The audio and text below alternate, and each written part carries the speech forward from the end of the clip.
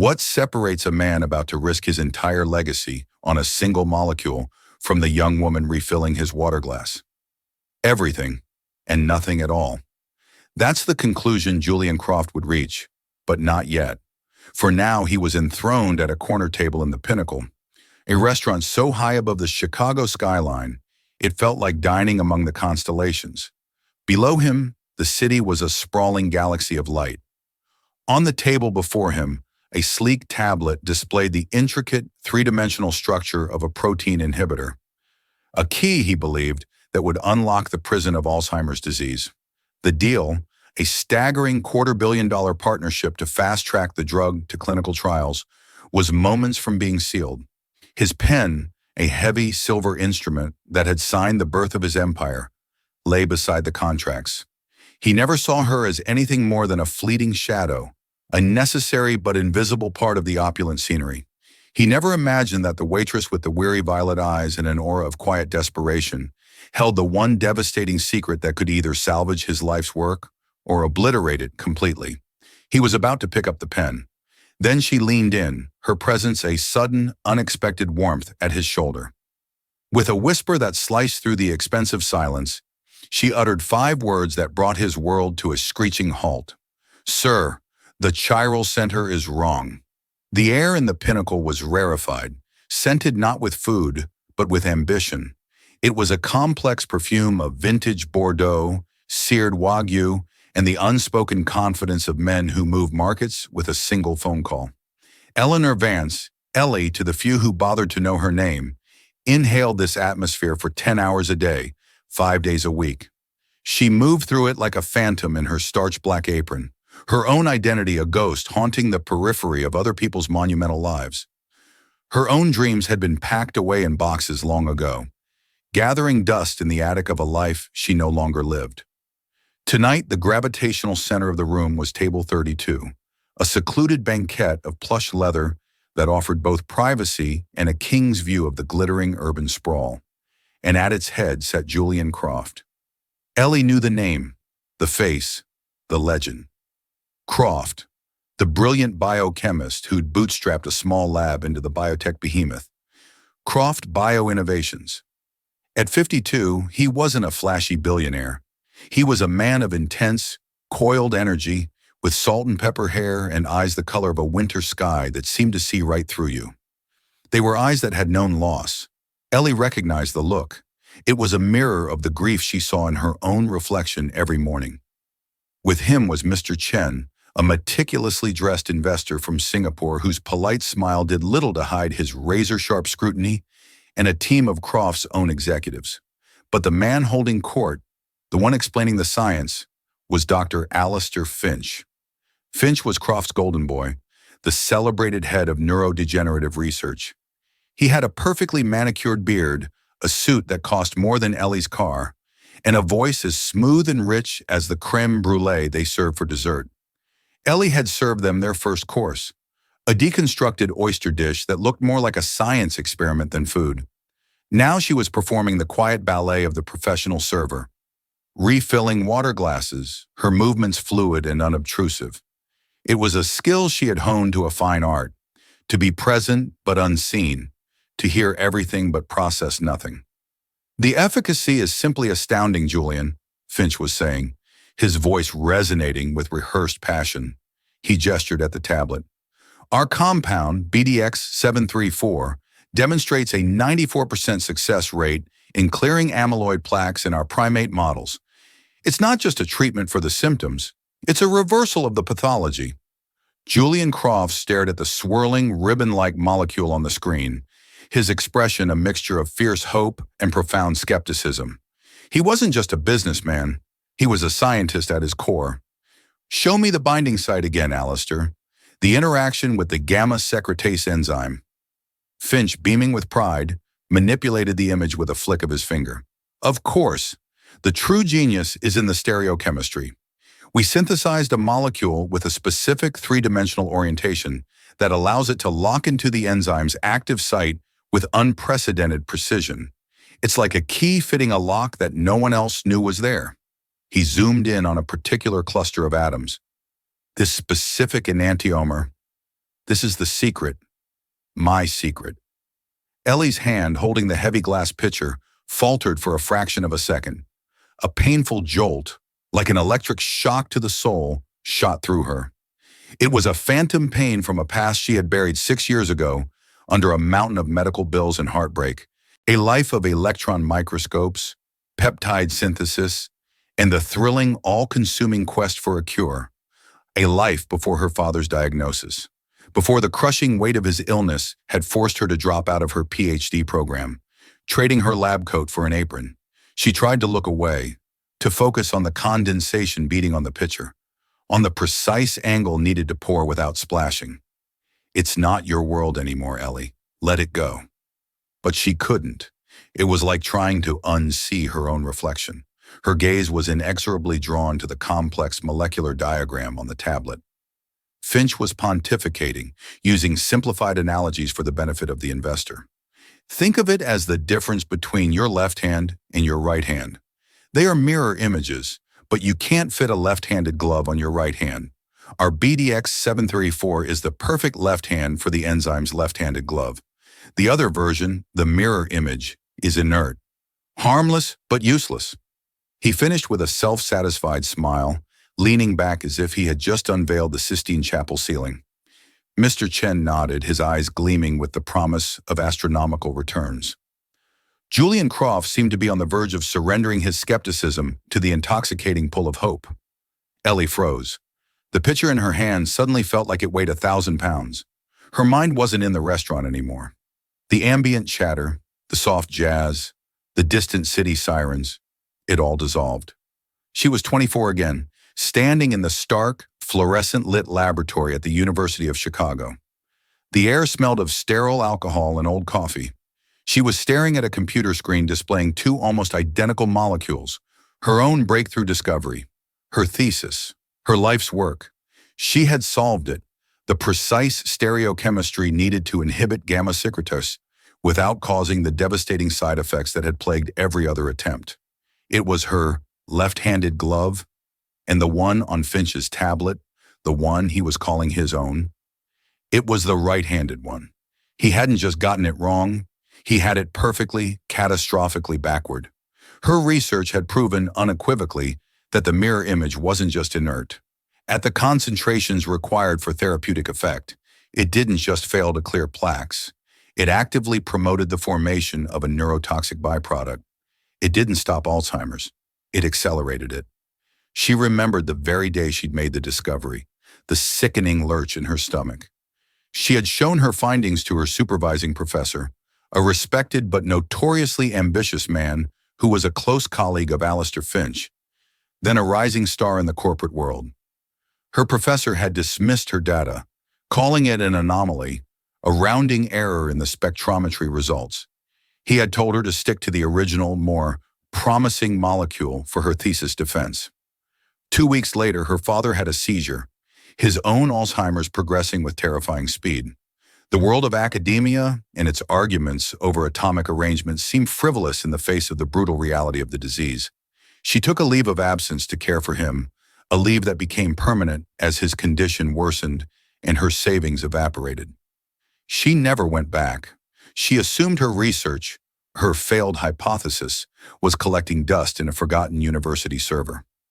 Now, 6 years later, her ghost was staring back at her from a billionaire's tablet. And these men were about to pour hundreds of millions of dollars into manufacturing a drug that wouldn't just fail to save lives, it would actively destroy them. Ellie's breath hitched. Julian Croft was nodding slowly, the last vestiges of his doubt melting away. Mr. Chen was reaching for the folder containing the contracts. The silver pen was waiting. This deal was not seconds from being done. It was already done. All that remained was the ink. She could remain a phantom. She could turn, walk away, and let the future unfold. It wasn't her problem anymore. She was a waitress. Who would believe her over the celebrated Dr. Finch?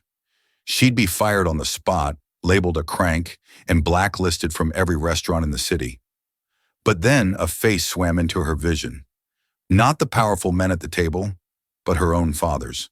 She saw him as he was now, in the sterile room of the memory care facility, his eyes vacant, the brilliant, funny man he once was, lost in a fog she couldn't penetrate.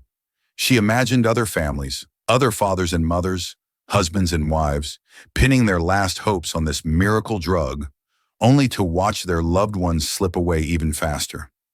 She saw Alistair Finch's smug, self-assured face on the cover of Time magazine, hailed as a savior, while the truth of his lie festered in the brains of thousands of trusting patients.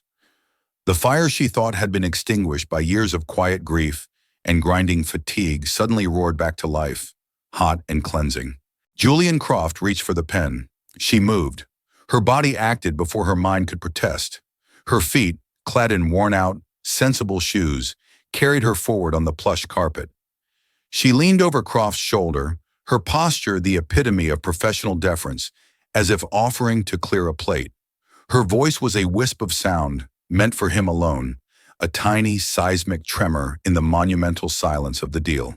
"Sir," she whispered, her lips just inches from his ear, "don't sign. The chiral center is wrong." For a man who controlled a multi-billion-dollar empire, Julian Croft's world was surprisingly small. It consisted of data points, verifiable outcomes, and the unwavering laws of molecular biology. It was a world of logic and order.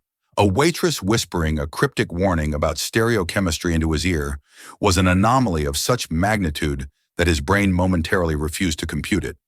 His hand, which had been closing around the cool silver of the pen, stopped dead. The muscles in his arm froze. He didn't immediately turn. For a full second, he considered the possibility that he had imagined it, a phantom whisper born of stress and the immense weight of the decision before him. He turned his head slowly, his winter sky eyes locking onto hers. He saw a young woman, mid to late 20s, her face pale with exhaustion, but illuminated by an astonishing intensity in her violet eyes. There was no hint of delusion, no trace of a prank. There was only a calm, terrifying, absolute certainty that chilled him to the bone. "What did you say?" His voice was a low growl, a controlled vibration that barely disturbed the air, but carried the full weight of his authority. The other men at the table, who had been basking in the warm glow of a consummated deal, looked up. The spell was shattered. Mr. Chen's polite smile tightened at the edges. Dr. Finch's triumphant expression curdled into one of confusion and irritation. "Is there an issue, Julian?" Finch asked, his tone laced with annoyance at the interruption. Ellie didn't break eye contact with Croft. Her professional mask was still in place, but beneath it, her heart was a trapped bird beating against her ribs. She had stepped off a cliff and was now suspended in the terrifying space between her old life and nothing. "My apologies, sir," she said, her voice still a whisper but firm. "I was mistaken." She began to pull back, every survival instinct she possessed screaming at her to melt back into the shadows. But Julian Croft was not a man who let anomalies go unexamined. He had built his fortune by questioning everything, by digging for the truth buried beneath the surface. "No," he said, his voice sharp now, cutting through the pretense. "You weren't. Say it again." Finch let out a short, incredulous laugh. "Julian, for heaven's sake, it's the help. She's probably overwrought." He waved a dismissive hand at Ellie, then shot her a glare of pure venom. It was a look that promised immediate and merciless termination. Ellie's gaze flickered to Finch, and in that brief glance, Julian saw something he did not expect. It wasn't fear. It was a flash of cold, intellectual contempt. It was the look of a scientist looking at a fraud. She returned her focus to Julian. Her voice was still low, but every word was enunciated with the precision of a scalpel. "The enantiomer you have displayed, BDX734. You're claiming it's the levorotatory isomer, the left-handed version that binds to the enzyme." The technical jargon, falling so effortlessly from the lips of a waitress, landed like a series of grenades in the quiet alcove. Mr. Chen's eyebrows shot up. Finch's face began to lose its color. Ellie continued, her eyes fixed on Julian's. "It's not. The spatial orientation of the carboxyl group on the third carbon. It's the dextrorotatory isomer, the right-handed one. And it's not inert, Dr. Finch. It's a competitive agonist for the Notch signaling pathway. At therapeutic doses, it doesn't just fail to work. It actively creates cytotoxic tau tangles. You're looking at iatrogenic neurodegeneration. She took a quiet breath. It's a poison. The silence that followed was absolute. It was a vacuum that sucked all the air and warmth out of the room.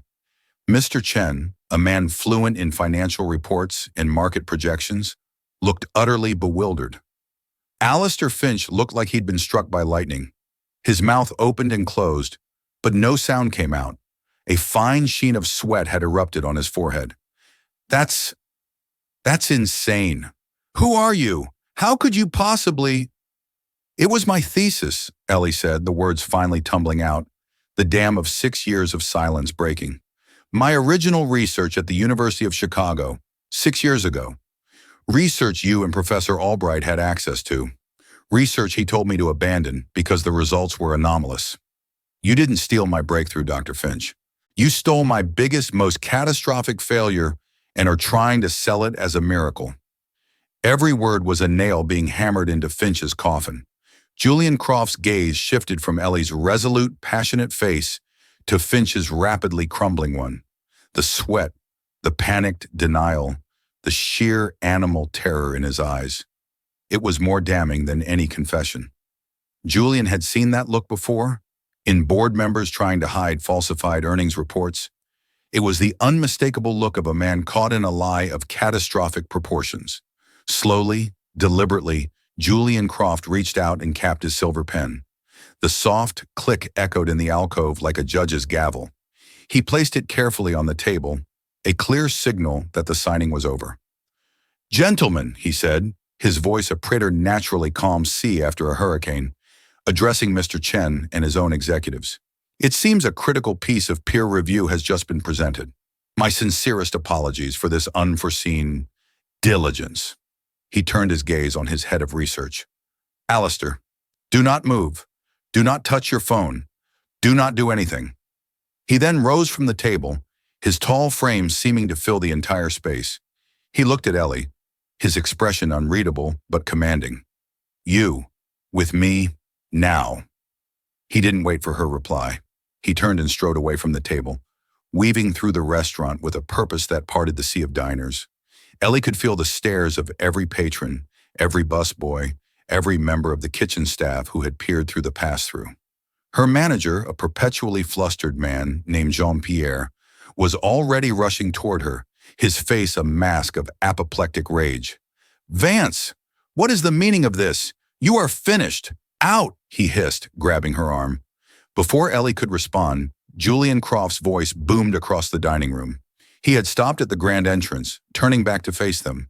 He didn't shout, but his voice carried a weight that made wine glasses tremble. Take your hand off her, Jean-Pierre, he said, using the manager's name with a familiarity that was both a shock and a dire warning. She is no longer in your employ. She is with me. Add $1 million to my bill for the inconvenience. Jean-Pierre froze, his hand dropping from Ellie's arm as if it had been burned. His jaw hung open. Ellie straightened her apron, took one last deep breath of the rarefied air of the pinnacle, and walked.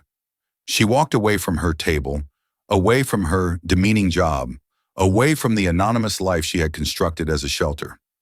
She walked past the gawking diners and her stunned former colleagues, her head held high, and followed the billionaire out into the cold, windy embrace of the Chicago night, leaving a $250 million deal and the smoldering ruins of her quiet existence in her wake. The gilded cage was behind her, but she had no idea if she was flying toward freedom or a far more dangerous prison. The ride in Julian Croft's custom Audi A8 was a silent, surreal journey through the illuminated canyons of downtown Chicago. The car was a vault of soundproof glass and supple leather, a self-contained universe utterly disconnected from the bustling city outside. Ellie sat in the back across from him, her hands clasped tightly in her lap. The cheap polyester of her black uniform felt sacrilegious against the hand-stitched upholstery. She could feel his gaze on her, a palpable weight. He wasn't just looking at her, he was dissecting her, analyzing her, trying to fit her into a logical framework that made sense. He didn't speak until the car had swept into a private underground garage, and they were ascending in a silent, high-speed elevator within a gleaming tower of steel and glass. the global headquarters of Croft Bioinnovations. Your full name, he said. It wasn't a question, it was a demand for a data point. Eleanor Vance. And until 20 minutes ago, you were a waitress. A statement of an impossible fact he was struggling to reconcile. For the last 5.5 years, yes. And before that? The elevator doors opened directly into a vast, sparsely furnished office that felt more like a modern cathedral than a workspace. One entire wall was a floor-to-ceiling window showcasing a breathtaking, God's-eye view of Lake Michigan and the city lights. A single, enormous desk carved from a piece of reclaimed oak stood like an altar in the center. Ellie hesitated at the threshold, the ghosts of her past life swirling around her like a physical force. Before that, she said, her voice quiet but clear, I was a doctoral candidate in molecular pharmacology at the University of Chicago. My thesis was on novel inhibitors for gamma secretase in the treatment of familial Alzheimer's disease. Julian stopped and turned to face her, the pieces visibly clicking into place behind his calculating eyes. Who was your advisor? Professor Mark Albright. The name landed between them with a quiet thud. Julian's expression darkened. Albright, of course. He sits on our scientific advisory board. He recommended Alistair Finch for the job. The ugly web began to reveal itself. I've read Finch's early papers, Julian said, his voice dangerously low. The ones that formed the basis for the BDX program. They were co-authored with Albright. The theoretical work was mine, Ellie stated flatly. The air crackled with the gravity of her accusation. The initial molecular design, the binding hypothesis, the synthesis pathway. It was all from my dissertation research, the part that worked anyway. They took the successful components of my work and attached them to the failed molecule, either out of incompetence or malice, Julian finished for her, his voice turning to ice. He was beginning to see the shape of the betrayal, and it was far more sinister than simple incompetence. Why didn't you go public? Why didn't you fight them? A bitter, humorless laugh escaped Ellie's lips. With what? I was 25 years old. My father had just been moved into full-time care, and I was drowning in his medical debt. My mother had passed years before. I had nothing. Albright was a tenured department chair with a legion of university lawyers at his disposal. He and Finch controlled the narrative. They would have painted me as a delusional, unstable graduate student. They would have destroyed me professionally and financially. So I did the only thing I could do. I vanished. He led her not to his desk, but to a smaller, more private study adjoining the main office. He gestured for her to sit in a leather armchair, but he remained standing, pacing the length of the room like a caged tiger. Tonight, he began, thinking aloud, his voice a low rumble. I was about to commit my company, my investors, and my own personal fortune to that molecule. More than that, he stopped and looked at her, his eyes filled with a sudden, raw pain that caught her off guard. My wife, Caroline, she died from early-onset dementia 3 years ago. It wasn't Alzheimer's. It was a different pathology. But I watched her disappear, inch by inch. This project, this wasn't just about business for me. The confession hung in the air, changing everything. Ellie suddenly understood the hope and the desperation she had seen in his eyes at the restaurant. It was the same hope and desperation she felt every time she visited her father. He leaned against a bookshelf, his arms crossed. If you are right, Eleanor Vance, you didn't just save my company. You saved thousands of people from a horrific fate, and you saved me from becoming the architect of it. But if you are wrong, if this is some elaborate ploy or a simple mistake, you have just destroyed the last best hope for millions. He locked his gaze on hers, his skepticism warring with a desperate need to believe. So, I will ask you once, and I need the absolute truth. How certain are you? 100%, she said without a flicker of doubt. The science is absolute. The laws of stereoisomerism are not open to interpretation. Dr. Finch's molecule is a time bomb, and he's lighting the fuse. Prove it. The challenge was laid down. For the next 3 hours in that silent office high above the sleeping city, Julian Croft subjected her to the most intense examination of her life. He wasn't just a CEO. He was a formidable scientist in his own right. He pulled up raw spectrometry data on a large monitor. He quizzed her on enzymatic kinetics, on protein folding, on the quantum mechanics of molecular bonds. He was relentless, pushing her, testing the limits of her knowledge, searching for any weakness, any crack in her certainty. He found none. Freed from the shell of the deferential waitress, Ellie came alive. The 6 years of dormant knowledge surged back, sharper and clearer than ever. She didn't just answer his questions, she anticipated them. She sketched out reaction mechanisms on a glass wall with a dry erase marker, her handwriting a swift, confident scrawl. The weary, beaten-down server was gone, replaced by the brilliant, passionate scientist she was always meant to be.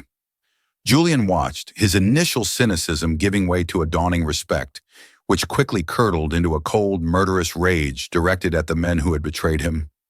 As Ellie finished explaining the precise mechanism by which the flawed molecule would induce neurotoxicity, Julian's secure phone buzzed. It was a text from Mr. Chen. "Julian, I am at the airport. Finch has been calling me, babbling about a corporate espionage plot. I need answers, or my fund is out, effective immediately."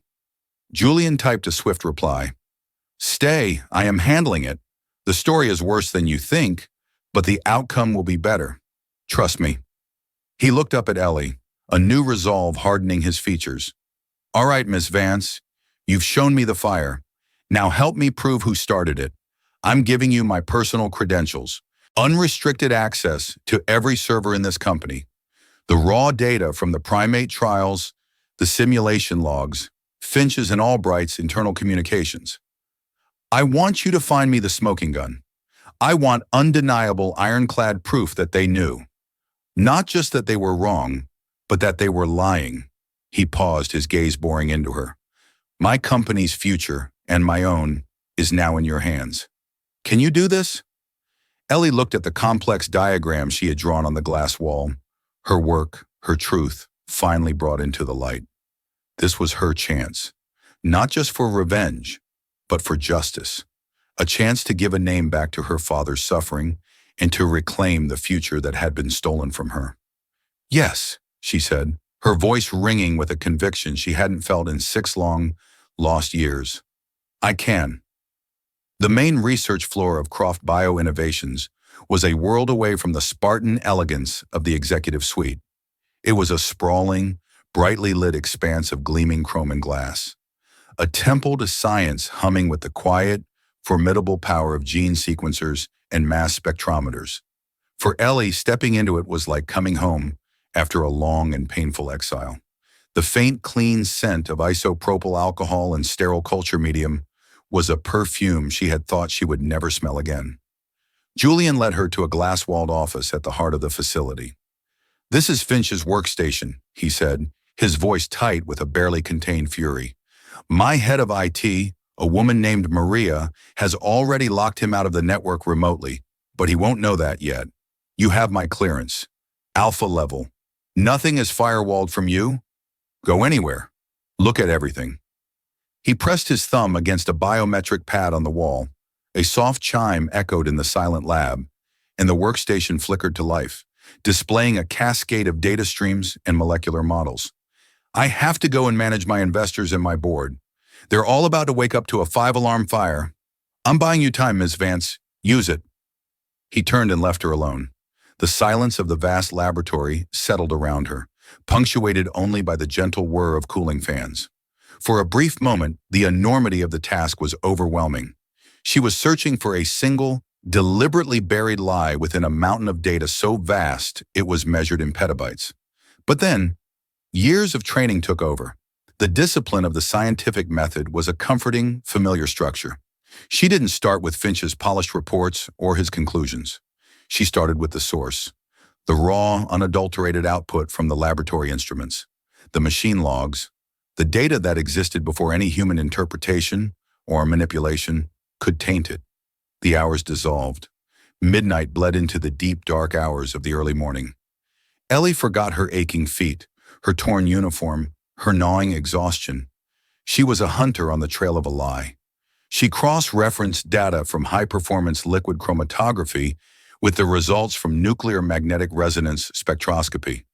Her fingers flew across the keyboard, her mind navigating the labyrinthine server architecture with an instinct she thought she had lost forever. She found the first thread at 3:42 a.m. It was in the archived logs for a series of tissue assays from the primate trials conducted 8 months prior. The official report, signed by Finch, detailed impressive plaque clearance and noted statistically insignificant levels of neuronal apoptosis, cell death. But when Ellie bypassed the summary software and looked at the raw cell counts from the flow cytometer, the numbers told a different story. The neuronal death wasn't insignificant. It was alarming. She dug deeper. She found the calibration records for that specific machine. On the day of the crucial tests, the sensitivity settings had been manually adjusted downward, far below standard operating procedure. The machine had been deliberately hobbled, made less sensitive, to underreport the very cell death it was designed to detect. The digital adjustment log was signed with Finch's user ID. "Got you," she whispered, her voice a ghost in the empty lab. It was more than a mistake.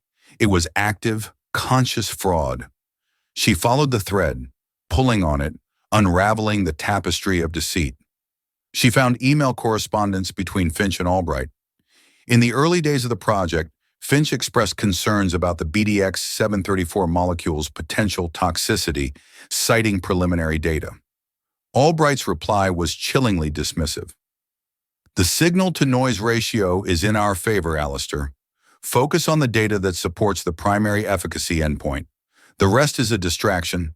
The FDA is more concerned with plaque clearance than a few dead neurons in a monkey." It was a conspiracy, documented in their own words. As dawn began to streak the eastern sky with shades of gray and pink, Ellie found the final, devastating piece of the puzzle. It was buried in a password-protected partition on a secondary server, a server used for long-term data archiving. The partition was mislabeled as Legacy HPLC Maintenance Logs, a place no one would ever have a reason to look. Her mind raced trying to guess the password. What would two arrogant, deceitful men use to protect their darkest secret? She thought about their shared history, their ambition. She tried their university name, project code names. Nothing worked. Then she thought about the source of their fraud, her. She typed her old university student ID number into the prompt. The partition unlocked. It contained a single encrypted video file. Ellie's hands trembled as she initiated the decryption sequence using Julian's master credentials. The file opened. It was a recording of a video conference timestamped from 6 months ago. The participants were Alistair Finch, Mark Albright, and the CEO of their largest corporate rival, PharmaLife Global. Finch's voice was clear. "The trap is set. Croft is all in. He's emotionally compromised because of his wife. He's not thinking clearly. He'll push the flawed BDX 734 through phase 1 trials." The PharmaLife CEO smiled, a predatory shark's grin. "And once it fails, spectacularly and publicly, Croft's stock will collapse. We acquire them for pennies on the dollar." Albright spoke next, his academic tone making the words even more heinous. "And the real prize, of course, is the corrected molecule, the original Vance formulation. Once we are in control of Croft's assets, we discover the error and launch the real drug under the PharmaLife banner. It's perfect." Ellie felt sick. They hadn't just stolen her failure. They were holding her actual success hostage, waiting to profit from it after they had destroyed Julian Croft's entire world. They were going to let a dangerous drug proceed to human trials, risking lives, all as part of an elaborate corporate takeover scheme. She saved the video file, the emails, and the doctored data logs onto a secure, encrypted flash drive Julian had given her. She had the smoking gun. She had the entire conspiracy, wrapped and tied. Just as she was about to call Julian, a frantic series of alerts flashed across her screen. Security breach. Unauthorized physical access. Sub-level 2. Forced override on lab wing. C. Warning, network isolation protocol initiated. The lights in the lab flickered once, then shifted to a dim, red emergency glow. A heavy, metallic thump-clank echoed through the space as magnetic locks on the main doors engaged. Finch. He hadn't just been locked out digitally. He must have used an old physical keycard, panicked when it didn't work, and forced a manual override. The automated security system had responded by sealing the entire research wing, turning her sanctuary into a high-tech prison. And he was in the wing with her. Her terminal screen went dark, displaying only a single message. System lockdown. All external connections severed. She was trapped, and somewhere in the labyrinth of the sealed-off research wing, the man whose crimes she had just uncovered was hunting for her. The quiet hum of the lab was suddenly drowned out by the frantic pounding of her own heart. The red emergency lighting painted the sterile lab in bloody hues. Ellie was sealed in, the flash drive containing the evidence, a lead weight in the pocket of her worn uniform. The system lockdown was a double-edged sword. It had trapped Finch inside the research wing, but it had also trapped her with him. Her mind, sharpened by hours of intense focus, kicked into survival mode. The main lab doors were thick plates of steel, now secured by powerful electromagnets. No way through there. She looked around the room, her gaze cataloging every object, not as scientific equipment, but as a potential weapon or tool. A heavy fire extinguisher, a metal stool. A new sound reached her, the screech of metal on metal from the hallway, followed by a heavy thud against the lab door. He was trying to force it open. He was desperate. She had to get the drive to Julian. The data on the server was isolated and safe, but the drive in her pocket was the condensed, organized proof. It was the narrative of the crime. Her eyes darted to a ventilation grate near the ceiling. It was small, secured by screws, but it was a potential path. It was a cliché straight out of a movie, but in the sterile, windowless box of the lab, it was her only option. The thudding on the door became more frantic, punctuated by Finch's muffled, enraged shouting. She dragged a heavy lab bench under the grate. Using the handle of a discarded centrifuge rotor as a makeshift screwdriver, she frantically worked on the screws. Her fingers, numb with adrenaline, fumbled, but she forced them to obey. The last screw came loose and she pulled the grate free. A rush of cool, recycled air washed over her. She hoisted herself up, muscles screaming in protest, and wriggled into the tight, dusty darkness of the air duct. She pulled the grate back into place behind her, just as a deafening crash echoed from the lab. He had used the fire extinguisher to smash the door's control panel, shorting out the magnetic lock. He was in. Inside the vent, it was pitch black. The air tasted of dust and metal. The rhythmic thrum of the building's massive HVAC system vibrated through her bones. She could hear Finch's frantic movements below, the sound of him sweeping equipment off tables, searching for her, for the evidence. She had to move. She crawled forward, the rough sheet metal scraping her hands and knees raw. She had no idea where she was going, only that she had to get away from the lab. The ductwork was a maze. She took a turn, then another, guided only by the flow of air and a desperate hope she was moving toward the building's core rather than a dead end. Panic was a cold tide rising in her chest. She was lost, trapped in the guts of a skyscraper, with a desperate man on her heels. She forced it down, focusing on her father's face. She was doing this for him, for all the other people like him. After what felt like an eternity of crawling in darkness, she saw a faint sliver of light ahead. It was another grate, this one opening into a vertical maintenance shaft. Below her, a ladder was bolted to the wall, descending into the gloom. She pushed the grate open and carefully lowered herself onto the ladder, her heart pounding. She descended, floor after floor, her hands slick with sweat on the cold metal rungs. Finally, she saw another horizontal duct branching off. She climbed toward it, praying it led somewhere, anywhere. As she reached it, she heard a noise from above, a scraping, metallic sound. He was in the shaft. He had followed her. A new wave of terror spurred her on. She scrambled into the new duct and crawled as fast as she could, ignoring the pain in her knees. The sound of his pursuit grew fainter behind her. The duct ended abruptly at another grate. She kicked it open with her feet and tumbled out, landing in a heap of dust and exhaustion on a cold, tiled floor. She was in a small, dark utility closet. She pushed the door open and stumbled into a deserted hallway. The lights were on, the air was still. It was a different floor, a different part of the building. She was out of the lockdown zone. She didn't wait. She ran.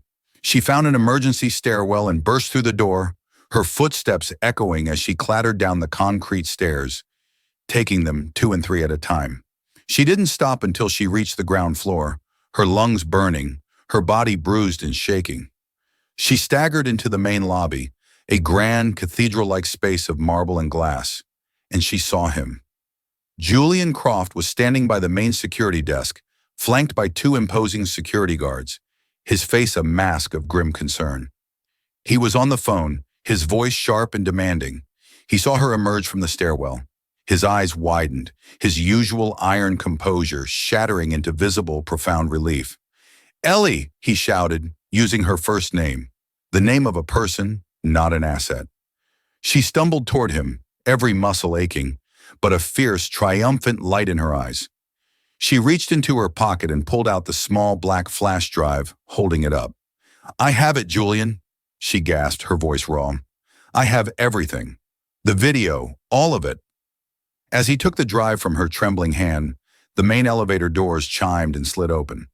Standing there, his expensive suit ruined, his face streaked with grime and sweat, was Dr. Alistair Finch. He held a heavy metal tool in his hand, something he must have grabbed from a maintenance cart. He saw Ellie. He saw the flash drive in Julian's hand. He saw the security guards. In that one silent, terrible moment, his entire world collapsed. The ambition, the greed, the intricate web of lies, all of it turned to ash. A sound escaped his throat, a primal scream of pure, cornered rage. He didn't lunge for Julian or the drive. He lunged for Ellie. It was a last, hateful, nihilistic act, an attempt to destroy the woman who had destroyed him. He never got close. Julian's security team moved with a speed that was terrifyingly efficient. They intercepted him mid-lunge, a blur of decisive, controlled force. They slammed him to the marble floor with a sickening thud that echoed through the vast lobby. The tool skittered away across the polished stone. The great Dr. Alistair Finch, the man who held the cure for Alzheimer's in his fraudulent grasp, was reduced to a pathetic, sobbing heap on the floor of the empire he had tried to conquer. Julian didn't even glance at him. He was looking only at Ellie, at her torn uniform, the grime on her face, the raw scrapes on her hands. He saw past the exhaustion and the fear to the unyielding core of courage beneath. He gently closed her hand over the drive and then placed his own over hers, his touch surprisingly warm and steady. "Let's go finish this," he said, his voice quiet, but resonating with the promise of a long overdue and terrible reckoning. The emergency board meeting was convened at 8:00 a.m. in the main boardroom on the 60th floor. The morning sun streamed through the panoramic windows, but the atmosphere inside was glacial. Mr. Chen, who had been intercepted at the airport by Julian's driver, sat beside the other board members, their faces a mixture of confusion, anger, and dread. They had been summoned with a one-line message. "The BDX 734 project is compromised. Your presence is mandatory." Ellie sat at the long table to Julian's right. He had offered her a change of clothes, a chance to clean up, but she had quietly refused. She wore her tattered, grimy waitress uniform like a soldier wears their battle fatigues. It was her truth. The boardroom doors opened. 2 of Julian's guards escorted in a handcuffed, utterly broken Alistair Finch and sat him at the far end of the table. A moment later, a 3rd guard brought in Professor Mark Albright, who had been picked up at his home an hour earlier. He looked pale and bewildered, his academic arrogance dissolving into nervous fear. "Gentlemen," Julian began, his voice devoid of all warmth, "I won't waste your time with pleasantries. This company was on the verge of making a catastrophic error, one based on fraud, corruption, and a level of moral depravity I have never before encountered in my career." He nodded to Ellie. "This is Eleanor Vance. Until last night, she worked as a waitress. 6 years ago, she was the most promising pharmacology student at the University of Chicago. She is the true author of the core science this company has invested over $100 million in." A murmur of disbelief rippled through the room. "Absurd," Albright blustered, finding a sliver of his old pomposity. "She was an unstable student who dropped out. Her data was unreliable." Julian ignored him. He gestured to the large screen at the end of the room. "Please direct your attention to the screen." He played the video file from the flash drive. The room watched in stunned, horrified silence as the conspiracy unfolded in the conspirators' own voices. Finch and Albright's plot with the PharmaLife CEO to scuttle the company, to knowingly push a toxic drug toward human trials, to steal Ellie's real curative formula and profit from the wreckage. When the video ended, a profound, tomb-like silence filled the room. Mr. Chen looked physically ill. The other board members stared, aghast, from the screen to the two men at the end of the table. Finch was openly weeping. Albright was ashen-faced, his academic reputation and his entire life crumbling to dust before his eyes. As of this morning, Julian continued, his voice like chipping stone, this video and all supporting evidence have been delivered to the U.S. Attorney's Office and the SEC. Warrants are being issued as we speak. Our competitor, PharmaLife, is about to be the subject of the largest corporate espionage investigation in the industry's history. He rose to his feet and walked slowly down the length of the table until he stood looming over Finch and Albright. You two didn't just try to defraud my company. You were prepared to poison people.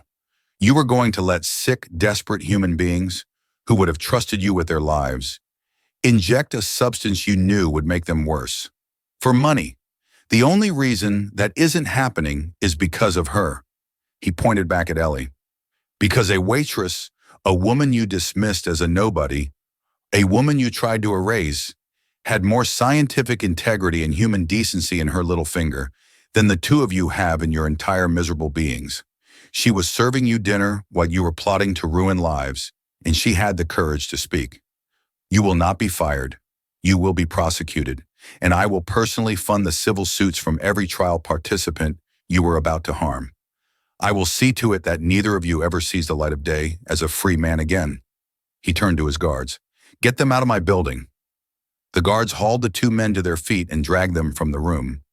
Julian walked back to the head of the table. He looked at his stunned board members, at Mr. Chen. The BDX 734 project is dead, he said decisively.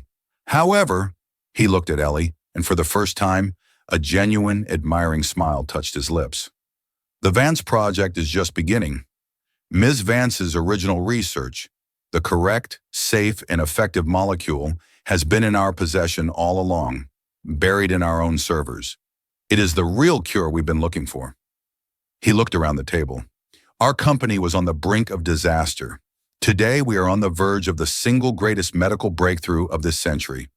But we will do it the right way, with the right person leading the science. He turned to Ellie. Eleanor Vance, I am formally offering you the position of Chief Scientific Officer and Executive Vice President of Croft Bio-Innovations, with a full board seat and a 10% equity stake in the company. Your first order of business will be to build a team and take your original drug into development.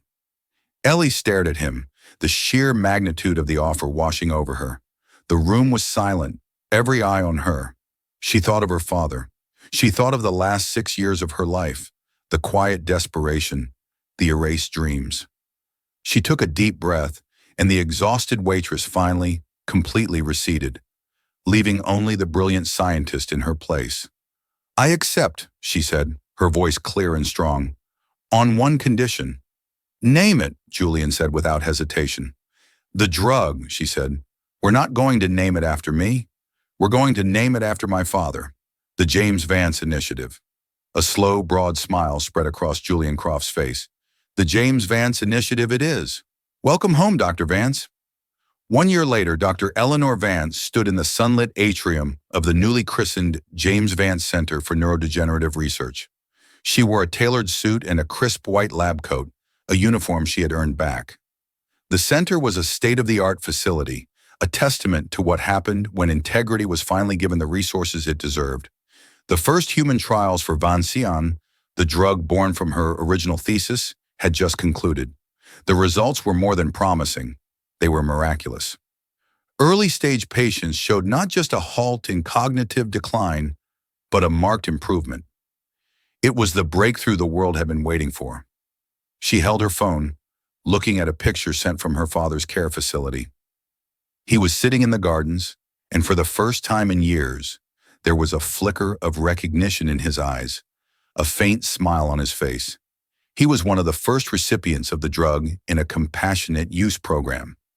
It wouldn't reverse all the damage, but it had stopped the tide. It had given her back a piece of her father. There was a knock on her office door. It was Julian, holding 2 glasses of champagne. "A toast," he said, handing her a glass, "to Alistair Finch and Mark Albright, both sentenced to 25 years to life, and to Pharmalife, currently being dismantled and sold for parts by federal regulators." They clinked glasses. "Justice," Ellie said quietly. "And to you, Ellie," Julian said, his voice softer. "I went to that restaurant to risk a fortune on a formula.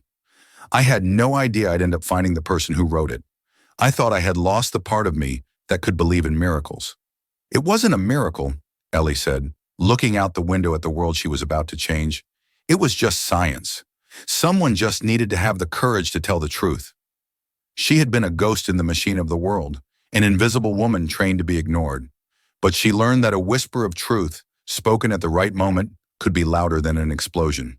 It could topple empires, save lives, and, in the end, bring a lost scientist, a brilliant daughter, all the way back home.